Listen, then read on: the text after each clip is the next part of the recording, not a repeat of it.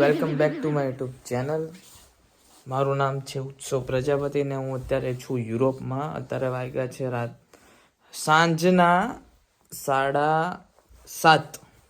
તો પણ અહીંયા હજી તડકો જ છે. હું તમને બતાવું.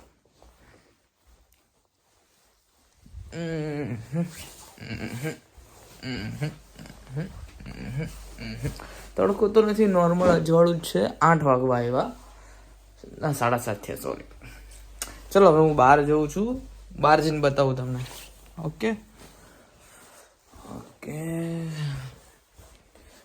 લાઈટ બંધ કરી દેવાની. આ છે આજનો આપણો આઉટફિટ. આ છે આપણો આજનો આઉટફિટ. સ્વેટર વેટર લગાવી દીધું છે કમ્પ્લીટ. બૂટ પહેરીને નીકળીએ થોડી જ વારમાં.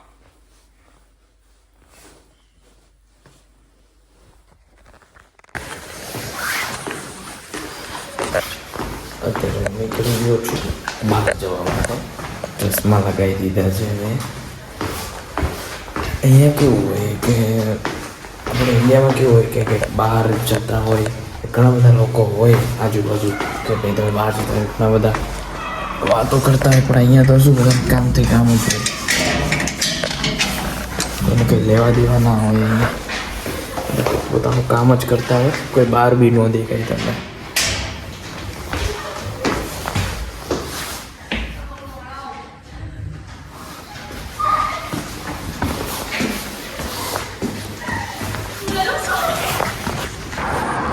હું જઉં છું થોડી વાર આટો મારવા બહાર. મેં તમને કીધું હતું ને અહીંયા રાતના 8 વાગ્યા ને તો પણ જવાડું છે. તમને બતાવું, જુઓ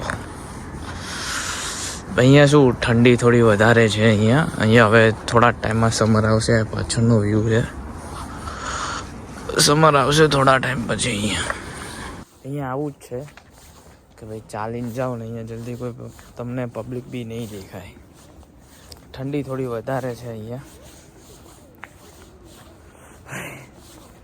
અહીંયા કેવું હોય કે સાયકલોવાળાને ખાલી એક જ પટ્ટો આપ્યો હોય કે તમારે ત્યાં જ ચલાવવાની એમ, અને એના સિવાય એ લોકો બીજે બી ચલાવે તો તરત ફાઇન પડે. અહીંયા જલ્દી તમને કોઈ પબ્લિક જ નહીં દેખાય. જો હું તમને બતાવું, એ દેખાય કોઈ. આ જે કન્ટ્રી છે ને એમાં એવું છે કે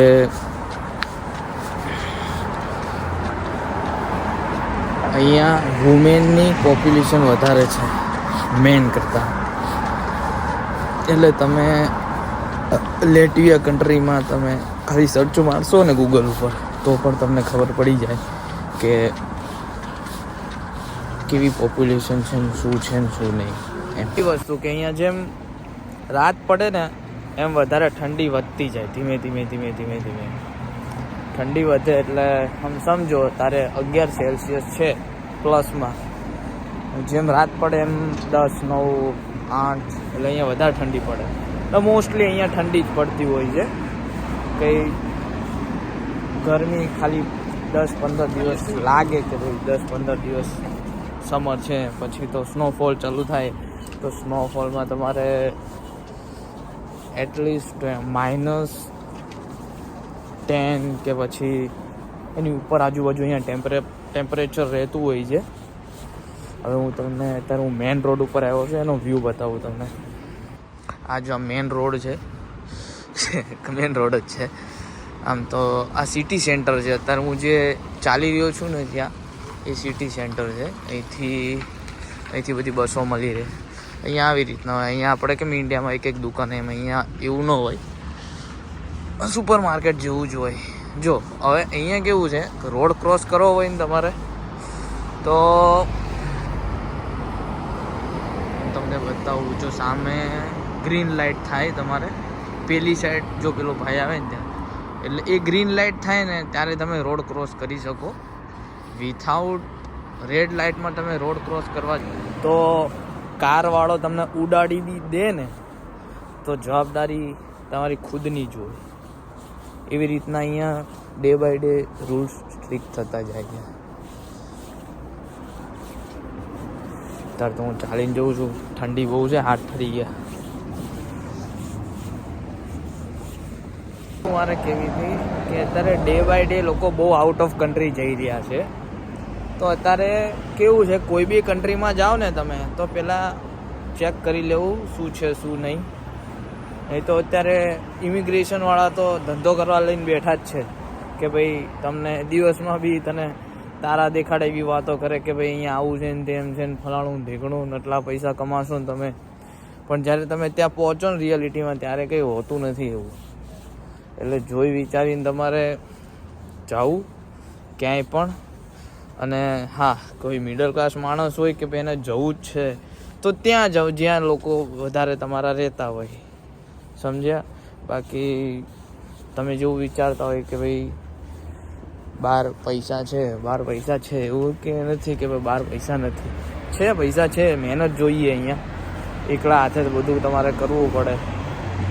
ઘરે તો ઇન્ડિયા હોય એટલે બધું તમને થોડું ઘણું સપોર્ટ મળી રહે કે ભાઈ ના કરે તો ચાલે. પણ અહીંયા બધું પોતાની જાતે કરવું પડે તમારે. હવે હું અત્યારે છું મેઇન ક્રોસ રોડ ઉપર. હવે હું તમને બતાવું કે અહીંયા જો અત્યારે રેડ ક્રોસિંગ ચાલુ છે. એટલે અહીંયા સામે ગ્રીન થશે એટલે હું જઈશ.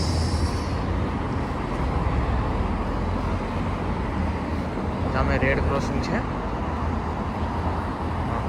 રેડ ક્રોસિંગ છે ને ચાલુ છે. હમણાં ગ્રીન થશે એટલે હું જઈશ ત્યાં. પણ એવું બધા શું કહેવાય સ્ટ્રિક રૂલ છે કે ભાઈ તમે રોડ ક્રોસ કરો ને એના માટે તમારે બટન પ્રેસ કરવું જ પડે. બાકી એમને એમ જાઓ ને તમે જો અત્યારે ગ્રીન થઈ ગયું પાછું. ચલો રોડ ક્રોસ કરી લઈએ. ઠંડી બહુ લાગે છે, હાથ ઠરી ગયા છે. કંઈ નહીં, જો યુરોપ તો આવું છે ભાઈ. વિડીયો ગમ્યો હોય તો લાઈક કરજો, શેર કરજો અને plus B aware of this કે તમે જોઈ વિચારીને આવો. અત્યારે ઘણા લોકો જોડે સ્કેમ થઈ રહ્યા છે પૈસા બાબતે. લોકો 40 લાખ 50 લાખ આપે છે પણ એમને જેવું જોઈએ એવું રિઝલ્ટ નહીં મળતું. ત્યાં તો હું હમણાં જ આવ્યો છું લેટવિયામાં. અને આ કન્ટ્રીમાં ખર્ચો ઓછો છે. જેને પણ આવવું હોય તો કોન્ટેક કરો આપણો. બધા ગુજરાતી ભાઈઓ અહીંયા બી છે, એવું નથી કે નથી. કંઈ નહીં, આવું છે ભાઈ લેટવિયા. હું તમને થોડું બતાવી દઉં. હજી હમણાં થોડા ટાઈમ પહેલાં જ હું અંદર મેઇન સિટીમાં ગયો હતો. પણ આજે બહુ ઠંડી છે એટલે બહુ કંઈ જવાની ઈચ્છા છે નહીં. જો કાલે હું જઈશ તો કાલે હું નવો વ્લોગ બનાવીશ. ત્યારે હું તમને વ્લોગમાં બતાવીશ કે શું છે ને શું નહીં. એમ પર્સનલ એક્સપિરિયન્સ શેર કરીશ કે મારે હું પોતે અહીંયા આવ્યો તો મેં શું કર્યું એમ.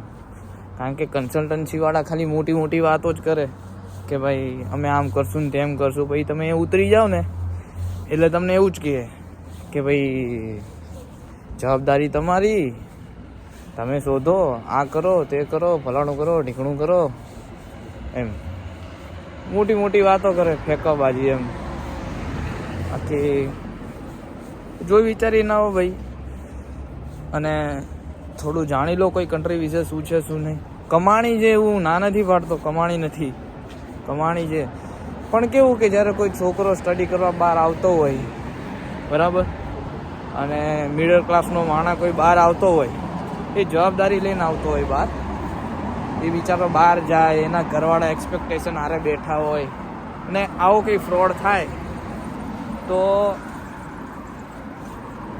એવું થાય કે ભાઈ જેટલી કમાણી ભેગી કરી હતી અને બધી જતી રહે એમ. એટલે મર્દ માણસ તો કેવા હોય કે ભાઈ બહારથી તો એવું જ કે હા કેવું છે મજામાં, હા હું સારો જ છું, નામ છું.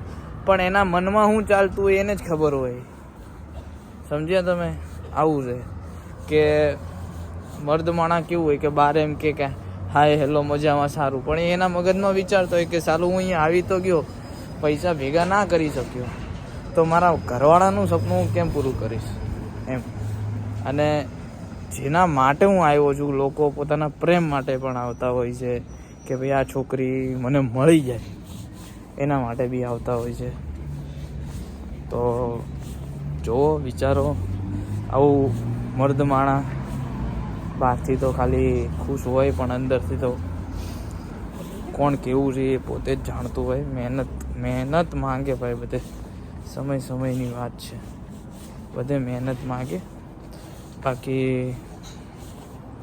મહેનત ન કરવાની તાકાત હોય તો ન અવાય બહાર. ધેટ્સ ઇટ, સીધી વાત છે. આવું છે ભાઈ યુરોપ. અહીંયાની આ છે મેઇન ક્રોસ રોડ. હવે હું જઉં છું મારા ઘર તરફ. હવે બહાર નીકળવાની ઈચ્છા છે નહીં મને, કારણ કે રાત પડે ને એટલે અહીંયા ઠંડી બહુ વધી જાય. અને ઠંડીમાં તમે કારમાં ફરો ને એ વધારે સારું એમ. કારણ કે અહીંયા ઠંડી તમે સહન ના કરી શકો અમુક વાર. તમારા હાથ તમારા જામ થઈ જાય. બસ આજ કેવું હતું મારે. અને આજ છે મારા વિડીયોનો મૂળ પર્પસ. ઓકે, તો આ વિડીયો તમને ગમ્યો હોય તો લાઈક કરો, શેર કરો. જે આઉટ ઓફ કન્ટ્રી જવાના હોય કે જવાનું વિચારતા હોય કે પોતે પહોંચી ગયા છે એ લોકોને શેર કરો અને કોમેન્ટ કરો કે વિડીયો કેવો લાગ્યો. નવો મેં વ્લોગ અપલોડ કે વ્લોગિંગ કરવાનું મેં ચાલુ કર્યું છે. થોડી બોલવામાં તકલીફ પડે છે અને આવતા વ્લોગમાં સુધરી જશે. બરાબર, સપોર્ટ કરો, સબસ્ક્રાઈબ કરવાનું ભૂલતા નહીં.